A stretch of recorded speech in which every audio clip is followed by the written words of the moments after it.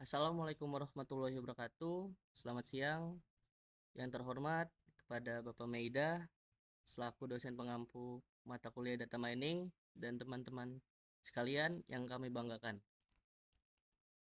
Kami dari kelompok 14 pada kesempatan kali ini akan memaparkan hasil analisis sistem deteksi anomali dalam transaksi untuk UTS data mining. Kami dari kelompok 14 yang beranggotakan Sultan Fatih Putra Dewa dengan NIM 122140183, kemudian Zaki Ahmad Makarim dengan NIM 122140182, dan Raihan Fadil Irwanto dengan NIM 122140236.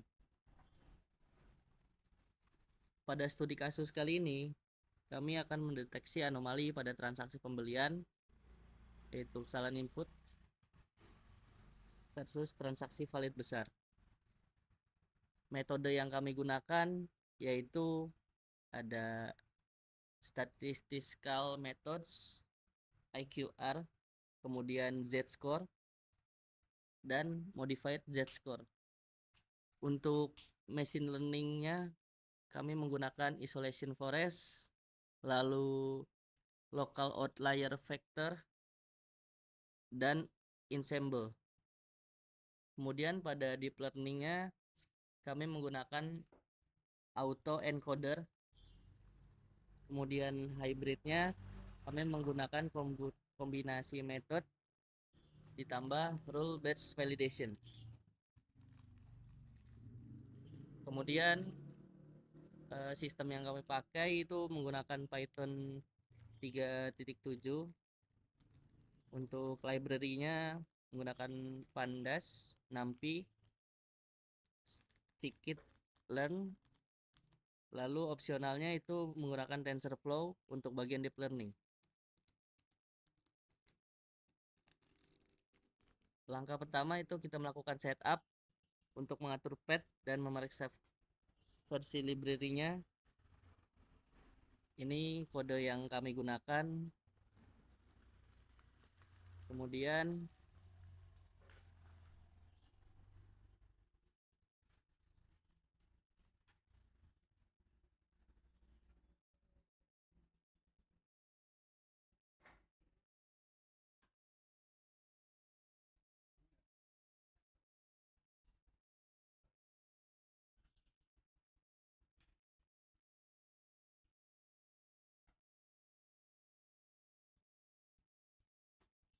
Kemudian ini adalah output dari kode yang pertama. Di sini ada total bayar statistiknya, jadi terlihat untuk ground distribusinya ini normalnya 992, kemudian errornya 5, legitimate high value-nya 3. Kemudian pada statistical methods yang tadi sudah saya jelaskan, kita menggunakan IQR, kemudian Z-score, lalu modified Z-score. Ini dijalankan untuk mendeteksi anomali univariat pada kolom total bayar. Ini adalah kode-kodenya.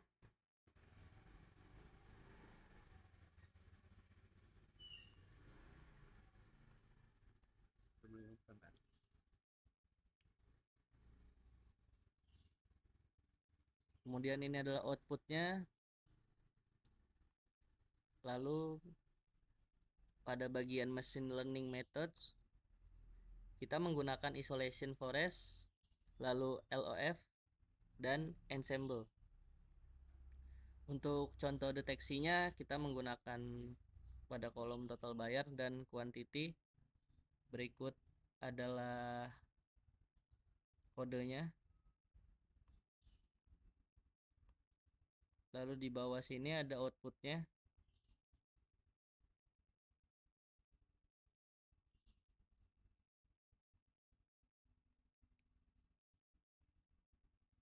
Tidak lupa juga di sini ada penjelasannya. Isolation forest detected-nya 1%, kemudian LOF detected-nya 1% juga. Kemudian untuk ensemble detected-nya itu 0,3%.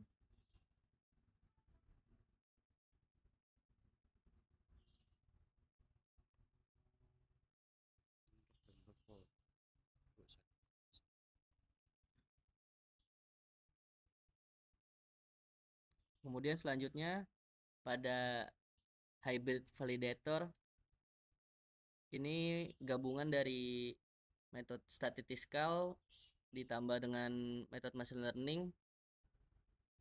Ini bertujuan untuk mengklasifikasikan suatu anomali pada kesalahan input atau transaksi valid besar. Berikut adalah kode-kodenya. Kemudian outputnya akan seperti ini.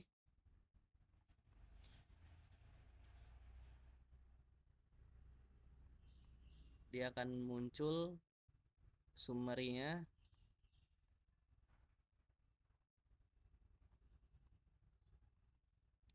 Lalu langsung diklasifikasi. Kemudian pada kode sumber implementasinya ini menggunakan statistical method yang sudah dijelaskan sebelumnya juga. Ini adalah kode-kodenya.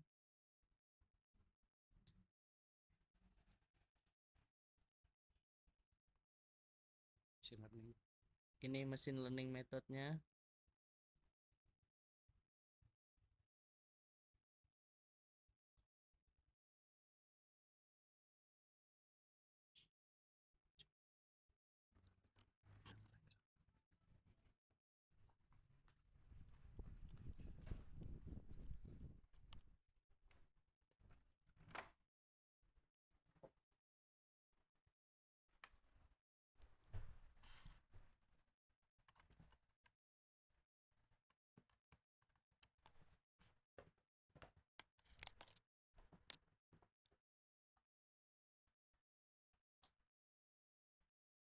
Oke, mungkin saya izin melanjutkan ya Pak. Jadi ini untuk source code dari LOF. Terus saya akan lanjut ke deep learning method. Nah, jadi untuk deep learning method sendiri, ini merupakan referensi yang saya temukan.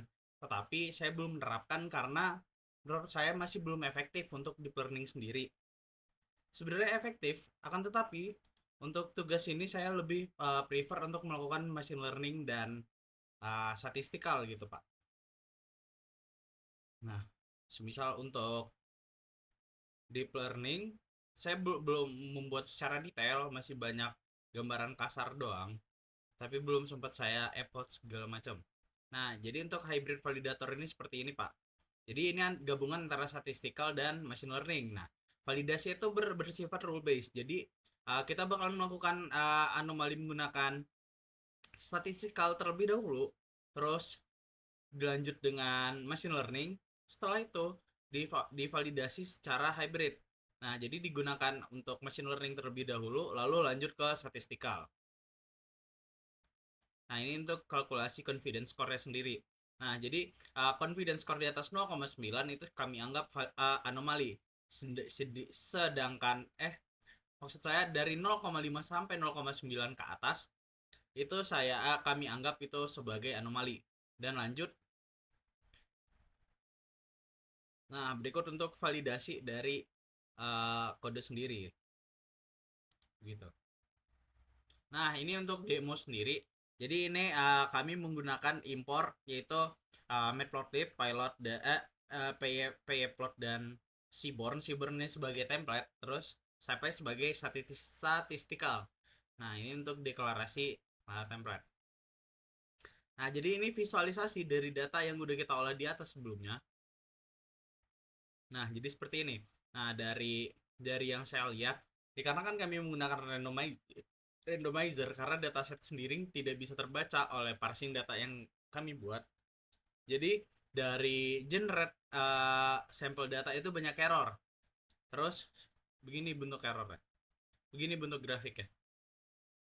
Nah, bisa dilihat di sini ada beberapa data itu emang datanya legit tapi emang high value. Nah, sedangkan beberapa ada yang di 1,14 juta sama ada di 6 juta tapi stoknya terlalu banyak gitu, nyampe 1000 lebih. Nah, itu masuk ke confidence score kami 1 untuk anomali. Nah, ini untuk total bayar sendiri VIP, regular, corporate. Ini kami membuat klasifikasi khusus untuk membuat supaya datanya lebih enak gitu dipandang. Nah, untuk perbandingan hasil metode, ini kami akan membandingkan hasil dari masing-masing metode gitu. Tapi untuk deep learning ini masih gimana ya bilangnya? Masih secara singkat, belum terlalu mendetail gitu karena kita belum menggunakan deep learning yang benar-benar menggunakan TensorFlow gitu, hanya sekedar sebagian kecil saja. Nah, ini untuk perbandingan metodenya. Nah, jadi di IQR itu kami menemukan ada 120 total anomali, ke 12%. Terus di Z-score kami hanya menemukan 3. Akan tetapi di modified Z-score kami menemukan 160 yang mana itu 16%.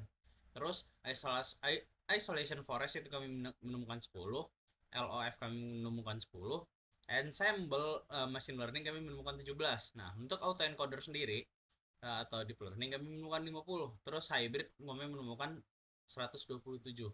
Nah, ini berikut merupakan grafik dari persentase anomali yang terdeteksi per metode. Nah, ini untuk matriks performanya sendiri.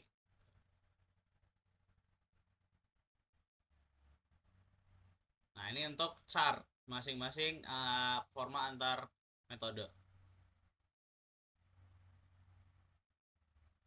Terus ini merupakan kode yang display analisis mendetail menggunakan terhadap anomali yang terdeteksi begitu. Jadi transaksi valid besar itu 96,9%. Nah, sedangkan 3,1% itu perlu review manual dikarenakan terbaca adanya error oleh metode yang kami gunakan gitu. Untuk confidence score sendiri per klasifikasi untuk transaksi valid besar itu sangat tinggi, itu di angka 1. Terus yang perlu review manual itu ada di angka 0,6 bla bla bla hingga 0,3 sekian gitu. Nah, ini untuk detail anomali terdeteksi berdasarkan top 10 total bayar.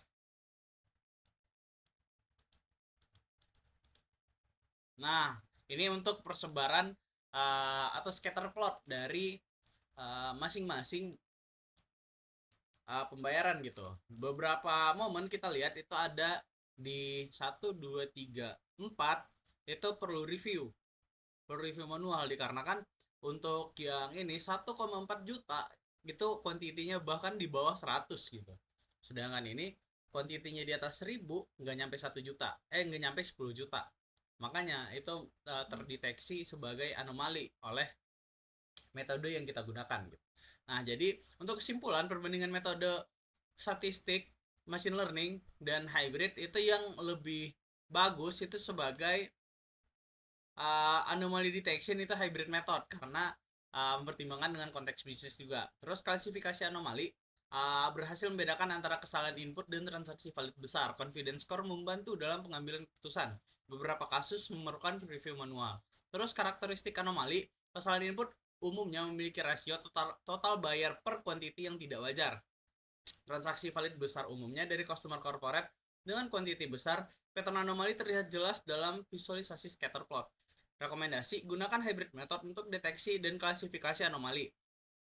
Implementasikan validasi real time untuk mencegah kesalahan input. Review manual hanya untuk kasus dengan confidence score menengah. Monitor per transaksi per tipe customer untuk threshold yang lebih akurat. Mungkin sekian dari kelompok kami. Terima kasih apabila ada salah, mohon dimaafkan.